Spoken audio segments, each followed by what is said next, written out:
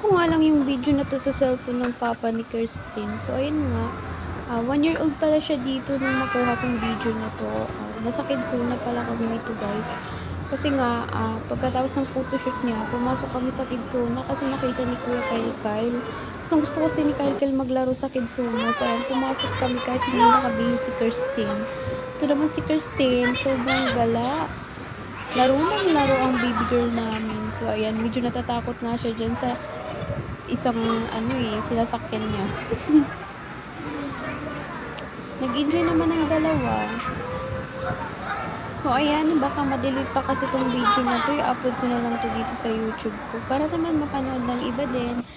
Ito palang gown na nabili ko lang pala yan sa Shopee. Sa gusto bumili, lalagay ko lang sa description box yung link ng binilhan ko. Meron silang mga iba't ibang sizes din. So, Sophia team nga pala yung team ng first birthday ni Kirsten. Kaya, ayan po yung gown niya pang Sophia. Relate ba kayo mga mami pag nakakita kayo ng mga clips, videos ng mga anak nyo? Parang ayaw nyong i-delete.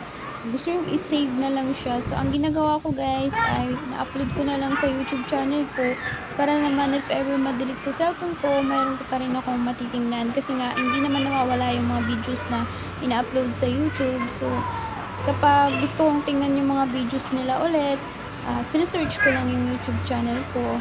Hindi kaya open ko lang doon. Lahat ng videos nila ay nakikita ko doon. So, ayan, ganun lang po ako mag-save ng memories ng mga little ko. Kasi nga, minsan lang sila maliit. Kaya lahat ng ginagawa nila, binibidyo ko. O di kaya, sinisave ko doon sa YouTube channel ko.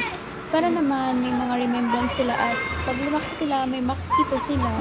Na ganun pala yung ginagawa nung maliit pa sila. Ayan nga si Kyle, sobrang kulit siya. Diyos may marimar, hinahabol-habol na ni Papa. Humirit naman tong ama niya. So, ayun, nag-slide ang dalawa. Gusto raw nila mag-slide. Parang bata na rin si Dada dyan, oh.